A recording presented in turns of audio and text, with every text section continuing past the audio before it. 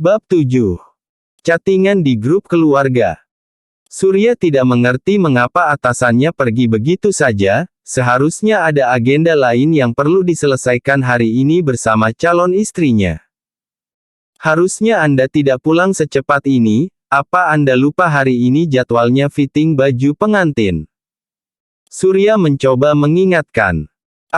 Aku ada urusan penting. Aku berharap kamu bisa menjadwalkannya lain waktu. Jawab Hendra. Jadwal penting. Bukankah kita sudah mengosongkan semua meeting? Ucapan Surya sepertinya diabaikan, atasnya lebih sibuk memainkan handphone. Aku harus bicara apa? Pasti Oma Sukma sedang menunggu foto fitting kalian. Sekali lagi ucapan Surya diabaikan. Apa? Hendra mengumpulkan fokusnya kembali. Hari ini aku ingin menemui Tania, dia sudah menungguku dari pagi, lain kali saja kita lakukan itu. Hendra masih asik dengan handphonenya, tidak melihat ekspresi khawatir di wajah Surya. Mohon maaf kawan. Aku dibayar keluargamu bukan untuk ini. Aku sudah sering membantumu, tapi kali ini aku perlu memastikan pekerjaanku selesai terlebih dahulu. Suara Surya begitu tegas dan bersungguh-sungguh. Dia tidak habis pikir Hendra masih saja menemui perempuan itu. Tania teman SMA, sudah saatnya dihindari. Mengingat kedekatan mereka mulai tercium oleh Opa Wiryo. Silahkan turun. Surya benar-benar menurunkan Hendra di tepi jalan. Oma sudah mengirim WhatsApp padanya. Itu artinya dia harus segera menyelesaikan tugasnya hari ini. Apa-apaan ini, kau benar-benar tega padaku. Keluh Hendra. Mau bagaimana lagi, aku tak punya pilihan lain, kau tak bisa memecatku. Tapi keluargamu mudah saja melakukannya. Surya membuka pintu mobil untuk Hendra. Dia memasang senyum dibuat-buat agar atasannya risih dan segera keluar dari mobil. Aku harus bagaimana? Beritahu sopir lain agar menjemputku di sini. Pinta Hendra. Kau yakin mereka bisa menyimpan rahasiamu? Merahasiakan pertemuanmu dengan perempuan bernama Tania? Surya memicingkan matanya, menekankan bahwa Hendra tidak mungkin meminta sopir keluarga Joyodiningrat. Terima kasih sudah datang, tunggu sebentar, kami segera hadir melayani. Suara otomatis dari pintu outlet surat ajaib terdengar 2 kali, itu artinya Surya telah membuka tutup pintu itu 2 kali juga. Tapi tak ada tanda-tanda kedatangan orang menemuinya. Mungkin anak-anak muda itu sedang sibuk di lantai 2. Dia putuskan mendekati anak tangga lantai 2. Benar saja, sesuai dugaan terdengar sayup-sayup suara ribut dari atas. Surya membulatkan tekadnya menaiki anak tangga. Sepertinya Aruna sedang membahas tentang pemilik asli undangan yang akan tim surat ajaib kerjakan. Yaitu undangan pernikahan dirinya sendiri. Suara ribut itu semakin jelas terdengar, teman-teman Aruna lebih syok dengan pernikahan mendadak yang menimpa Aruna. Apa kau hamil? Salah satu temannya melempar pertanyaan tanpa basa-basi. Mana mungkin dia yang sepolos ini hamil? Teman yang lain menimpali. Tutup mulut kalian. Aruna kan sudah bilang kalau dia dijodohkan. Surya ingat kali ini yang berbicara bernama Dea. Surya terpaku pada anak tangga kesekian melihat keributan di depan matanya.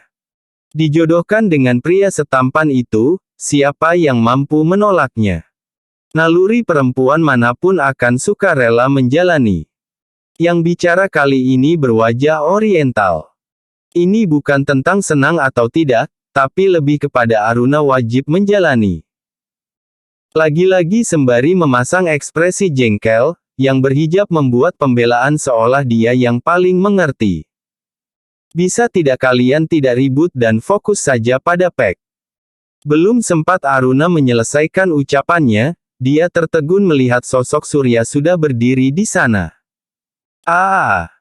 Si hijab berteriak terkejut ketika menyusuri mata Aruna dan mendapati seseorang tersenyum berdiri pada anak tangga tepat di belakangnya. Dia jodohmu. Laki-laki bongsor bicara sembarangan. Bukankah itu asistennya? Lily meluruskan. Apakah ada yang ketinggalan? Aruna ingin tahu mengapa Surya kembali. Oh tidak, saya sengaja menjemput Anda. Semoga Anda ingat bahwa hari ini masih ada jadwal fitting baju. Surya mengingatkan. Aruna menyadari bahwa dirinya melupakan itu. Dia berdiri mengais tasnya. Kalian hanya berdua. Apa yang bermata biru di bawah? Damar mempertanyakan Hendra. Tidak, dia sudah ada jadwal lain. Ucapan Surya disambut ekspresi kerutan di dahi pemuda jangkung itu. Damar melompat mengiringi langkah kaki Aruna, dirinya melewati Surya dan berjalan lebih cepat dari keduanya. Aku ikut. Entah apa isi kepala Damar. Laki-laki dan perempuan pergi berdua saja, itu tidak elok. Tambah Damar mencari alasan. Hei, aku dijodohkan bukan karena hamil. Aruna merasa perlu meluruskan apapun yang berada di kepala Damar. Aku tahu, aku hanya ingin berperan sebagai asistenmu. Damar sudah berdiri di depan pintu mobil. Pak asisten tolong buka kuncinya. Pinta Damar pada Surya. Surya memencet tombol pada kunci mobil, suara bip terdengar. Silahkan masuk Nona. Damar menirukan gaya bicara Surya. Sungguh menjengkelkan anak ini, gumam Surya. Jangan membuatku malu. Aruna memasuki mobil dan disusul Damar, rasa gemas menyelimuti Aruna untuk sahabatnya satu ini. Aku ingin berperan sebagai asistenmu. Bukankah dia juga asisten laki-laki bermata biru tadi? Sahut Damar, seolah tak bersalah sudah duduk manis di samping Aruna. Atasan saya bernama Hendra. Surya sedikit menikam intonasi. Mengisyaratkan dirinya mulai terganggu dengan tingkah absurd anak muda bernama Damar. Oh iya, orang itu maksudnya. Pernyataan Damar mengiringi gerakan Surya mengendalikan mobil. Setelah menyusuri hiruk-pikuk jalanan Jakarta, mereka berhenti di sebuah butik dengan konsep klasik. Beberapa gaun pernikahan dari modern hingga tradisional tersusun rapi pada manekin. Surya segera menyapa salah satu pramuniaga. Sepertinya mereka sudah janjian. Pramuniaga itu tergesa-gesa masuk ke dalam. Beberapa saat kemudian keluar bersama seorang laki-laki berpenampilan stylish dengan scarf LV terkalung di lehernya. Lelaki itu sepertinya tidak asing.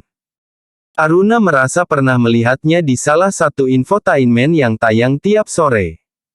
Oh, Mas Hendra. Senang sekali, akhirnya bisa berjumpa dengan Anda. Lelaki itu memasang senyum termanisnya kemudian memeluk Damar. Hampir saja Aruna tidak bisa mengontrol tawa gelinya. Menemukan Damar terpaku linglung menerima pelukan salah alamat dari sang desainer. Maaf Dede, Tuan Hendra belum bisa hadir, perkenalkan. Nona Aruna dan temanya. Surya segera meluruskan kesalahpahaman. Ah iya, Aruna baru ingat bahwa sang desainer bernama Dede Budiarjo. Aruna segera menyambut salam perkenalan dari Dede. Ketiganya diminta naik ke lantai 2. Sepertinya ruangan di lantai 2 adalah ruang VVIP. Seorang pramuniaga berparas menawan berdiri tegap dengan raut muka tersenyum ramah mengarahkan ketiganya duduk di sofa empuk nyaman. Surya tampak asyik mengobrol beberapa saat dengan Dede. Tidak lama kemudian Dede meminta Aruna mengikutinya. Aruna ditujukan beberapa gaun pengantin berwarna putih yang siap untuk dicoba. Gaun-gaun itu masih tampak ribet di mata Aruna. Melihat potongannya saja Aruna tahu bahwa setiap gaun mengharuskan dia mengenakan high heels agar baju itu lebih menawan. Aruna memilih yang paling simpel di antara yang lain. Gaun putih dengan pita di belakang dan sedikit saja manik-manik. Ekornya pun tidak panjang. Sebuah gaun yang jatuh menjuntai indah. Namun dia tak yakin akan indah di tubuhnya. Dede mengerutkan keningnya, tapi dia tidak bisa berbuat apa-apa. Nona Aruna kali ini silahkan memilih sesuai selera Anda. namun gaun kedua dan seterusnya biar saya yang coba memberi masukan. Dede sedikit gemas dengan pilihan Aruna. Gadis itu memasuki fitting room dibantu dua pramuniaga. Selanjutnya diminta berdiri pada sebuah titik. Dan perlahan tirai di depannya terbuka, ternyata tirai itu mengarah pada sofa empuk yang tadi.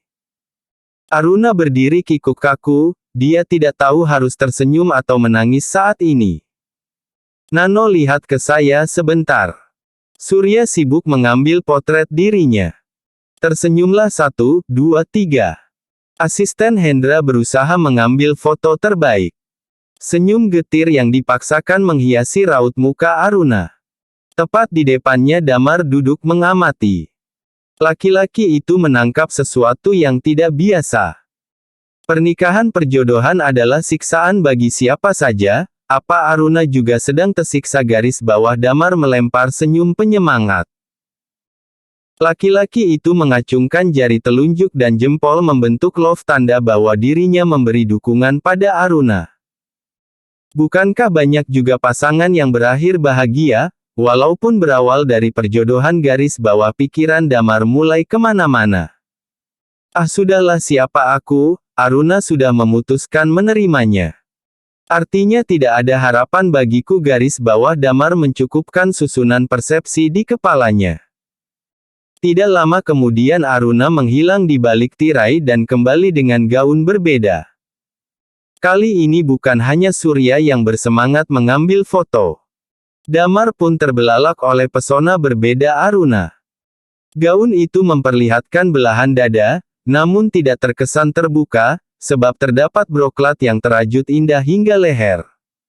Bagian bawahnya mengembang. Aruna bagai seorang putri yang muncul dari kuncup bunga, diperindah dengan veil hiasan kepala bunga memikat. Surya benar-benar merasa puas. Setelah beberapa saat memainkan handphone, wajah laki-laki itu dari senang mendadak berubah menjadi panik. Tolong bantu Nona Aruna duduk, gaunnya jangan dilepas dulu. Surya menyampaikan permintaannya sembari menelepon seseorang. Hendra, kau harus segera ke sini.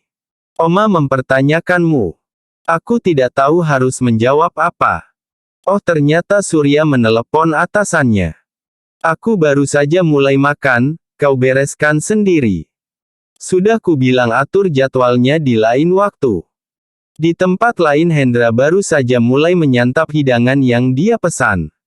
Hendra malas untuk mengabulkan permintaan asistennya.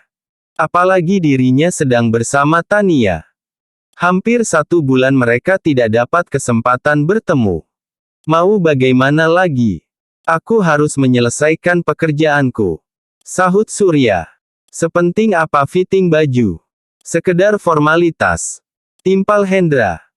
Kau baca sendiri di grup keluarga, aku tak akan membalas apapun.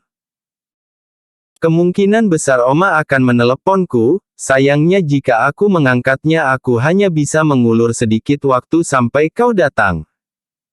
Aku yakin dia akan segera meminta video call denganmu. Mudah bagiku mencari alasan untuk tidak mengangkat telepon dari Oma Sukma, tapi akan berakhir berbeda untukmu Hendra. Surya memperingatkan atasannya, sudah berapa kali dia melakukannya di hari ini.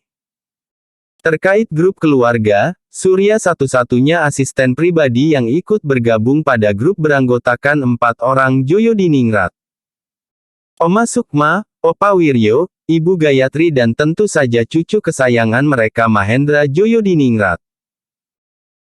Kehadiran Surya lebih karena cucu satu-satunya itu tidak pernah peduli dengan grup tersebut, membaca isi chattingnya saja dilakukan ketika ada permintaan.